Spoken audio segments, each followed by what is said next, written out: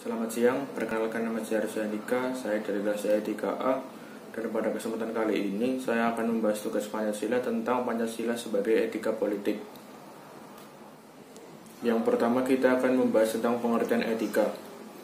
Istilah etika memiliki pengertian umum, yaitu filsafat moral yang membicarakan tentang baik buruknya manusia, terutama ditinjau dari perilaku atau tingkah lakunya.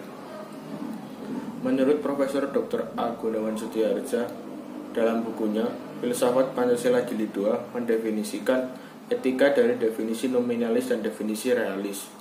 Jika ditinjau dari definisi nominalis, istilah etika berasal dari bahasa Yunani ethos, yang berarti kebiasaan, perilaku, dan kelakuan. Jadi dapat dikatakan bahwa etika adalah ilmu pengetahuan tentang perilaku manusia. Sedangkan, bila ditinjau dari definisi realis, etika adalah filsafat tentang perbuatan manusia menuju ke Tuhan sebagai tujuan terakhir. Yang selanjutnya, etika sendiri dibagi menjadi dua, yaitu etika umum dan etika khusus. Etika umum mempertanyakan prinsip-prinsip dasar yang berlaku bagi segenap tindakan manusia. Sedangkan etika khusus membahas prinsip-prinsip itu dalam hubungan dengan kewajiban manusia dalam berbagai lingkup kehidupannya. Dibedakan antara etika individual yang mempertanyakan kewajiban manusia sebagai individu, dan etika sosial itu jauh lebih luas dari etika individual, karena hampir semua kewajiban manusia bergandengan dengan kenyataan bahwa ia merupakan makhluk sosial. Etika sosial membahas norma-norma moral yang seharusnya menentukan sikap dan tindakan antar manusia. Etika sosial memuat banyak etika yang khusus mengenai wilayah-wilayah kehidupan manusia tertentu. Di sini termasuk misalnya kewajiban-kewajiban di sekitar kehidupan, seperti etika seksual, juga norma-norma moral yang berkaitan dalam hubungan dengan satuan-satuan kemasyarakatan yang berlembaga, seperti etika keluarga, etika berbagai profesi, dan etika pendidikan. Dan di sini juga termasuk etika politik atau filsafat moral mengenai politisi kehidupan manusia. Sebagai dasar filsafat negara, Pancasila tidak hanya merupakan sumber peraturan perundang-undangan, melainkan juga merupakan sumber moralitas terutama dalam hubungannya dengan legitimasi kekuasaan hukum, serta berbagai kebijakan dalam pelaksanaan dan penyelenggaraan negara. Sila pertama, ketuhanan yang Maha Esa, dan sila kedua, kemanusiaan yang adil dan beradab, adalah merupakan sumber nilai-nilai moral bagi kehidupan kebangsaan dan kenegaraan. Dalam pelaksanaan dan penyelenggaraan negara, etika politik menuntut agar kekuasaan dalam negara dijalankan sesuai dengan satu, asas legalitas atau legitimasi hukum, yaitu dijalankan sesuai dengan hukum yang berlaku.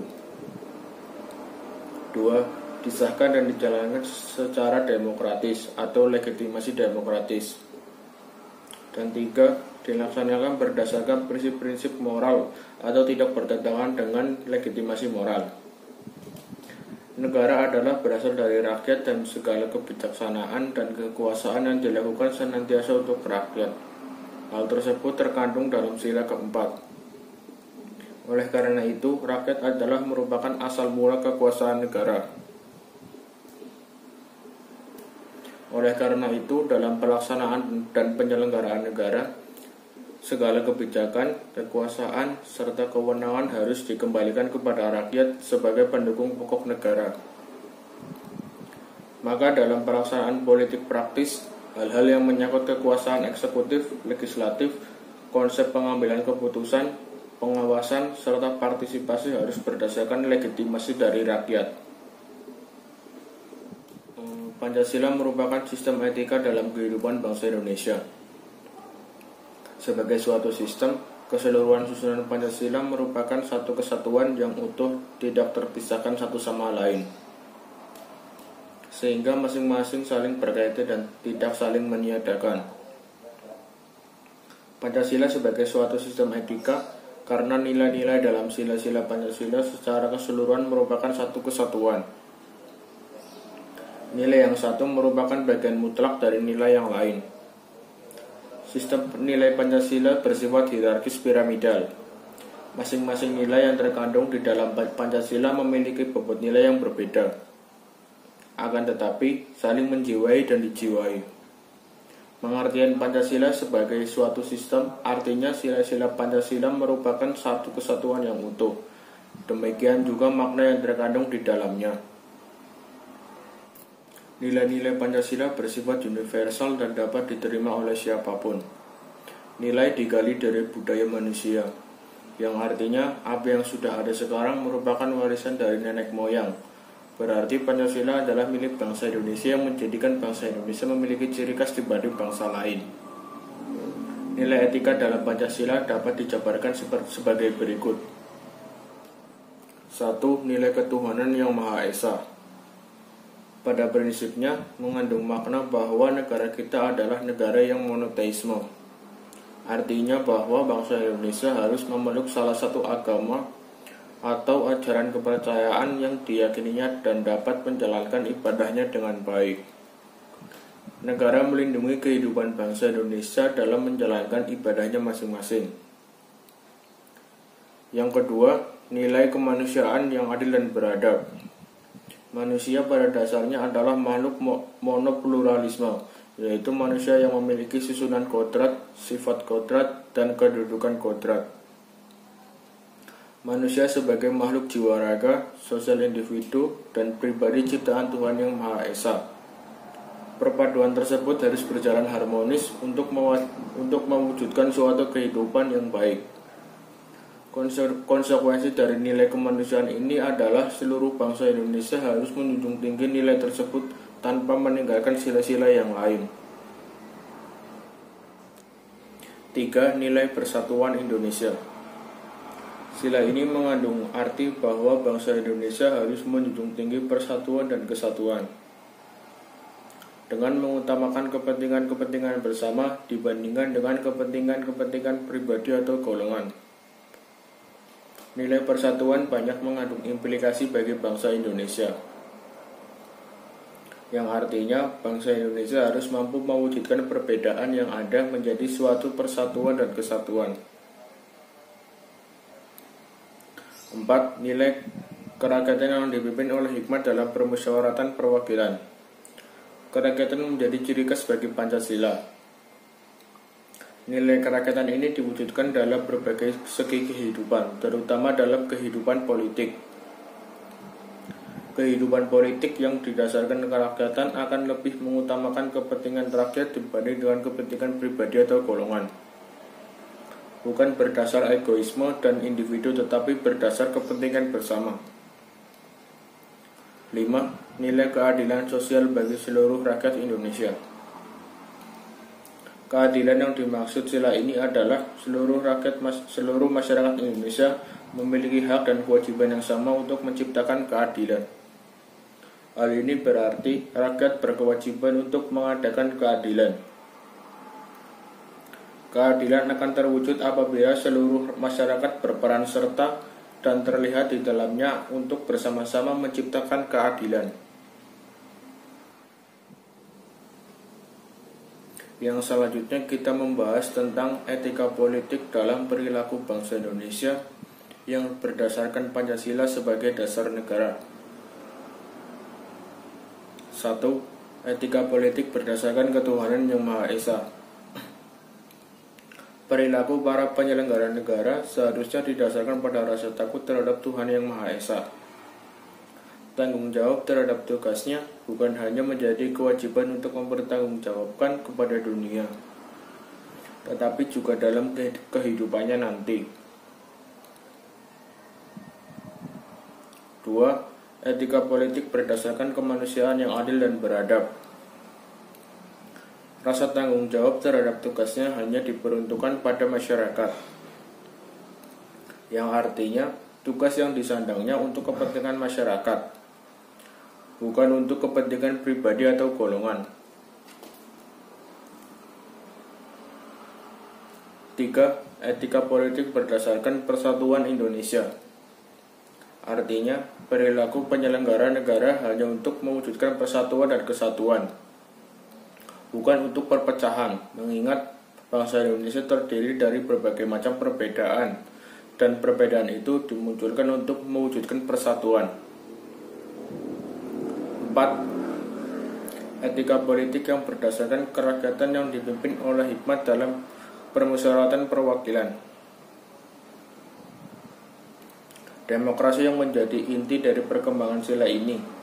Demokrasi yang dilaksanakan dengan baik akan menjadikan kehidupan politik di Indonesia akan menjadi lebih baik pula. 5. Etika politik berdasarkan keadilan sosial bagi seluruh rakyat Indonesia. Tindakan dan perilaku dari para penyelenggara negara harus bisa mewujudkan keadilan bagi seluruh rakyat Indonesia. Yang artinya, semua lapisan masyarakat ikut menikmati keadilan itu. Penguasa tidak memihak satu masyarakat tertentu. Semua diperlakukan dan memiliki hak yang sama untuk mendapatkan keadilan. Pancasila merupakan suatu penghubung antara dasar negara dengan etika berpolitik. Pancasila dalam bidang pendidikan memberikan kontribusi yang besar, khususnya di Indonesia. Dengan adanya Pancasila, maka bangsa Indonesia ini memiliki dasar negara sebagai acuan berdirinya negara. Dengan hal ini, maka akan memberikan pengaruh positif negara bagi dalam bernegara. Hal ini disebabkan oleh adanya Pancasila, maka dapat memudahkan negara menjalankan sebuah negara yang sesuai dengan apa yang dicita-citakan dalam perwujudan dari sila-sila Pancasila. Dengan demikian, Pancasila sangat berpengaruh dalam menjalankan atau melaksanakan sebuah negara. Jadi, kesimpulan yang dapat diambil dari materi di atas yaitu Pancasila adalah dasar negara yang menjadi tolok ukur pemikiran bangsa Indonesia yang mengandung nilai-nilai yang universal dan terkristalisasi dalam sila-silanya, yang dikembangkan dan berkembang dalam diri pribadi manusia sesuai dengan kodratnya. Sebagai makhluk pribadi dan sosial, di dalam tubuh Pancasila telah terukir berbagai aspek pemikiran bangsa yang mengandung asas moralitas, politik, sosial, agama, kemusyawaratan, dan persatuan dan kesatuan. Dan kita sebagai penerus masa depan dari bangsa ini, tanah air Indonesia, sudah sepatutnya bahwasanya kita berkewajiban mempelajari serta menjunjung tinggi Pancasila. Karena Pancasila sebagai landasan dalam kehidupan manusia, Pancasila sebagai etika dalam berpolitik, jadi akan menciptakan masyarakat yang beretika serta taat pada aturan yang ada. Sekian dari saya tentang materi Pancasila sebagai etika politik. Kurang lebihnya mohon maaf. Terima kasih.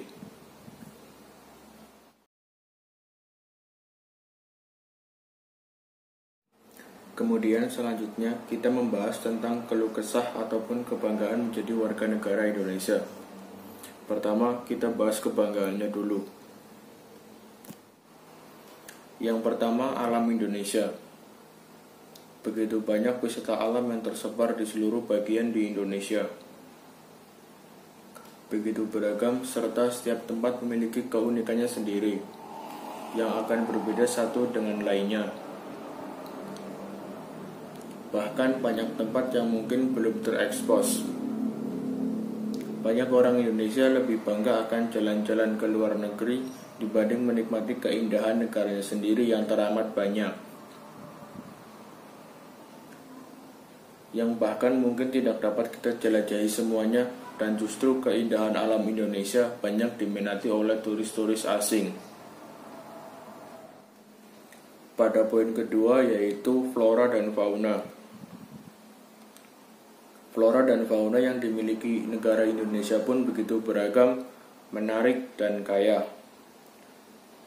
Beberapa jenis hewan di beberapa daerah di Indonesia adalah satwa yang dilindungi. Dilindungi karena kelangkaannya dan hanya ada di Indonesia. Seperti contoh komodo, cendrawasih, dan lain-lain.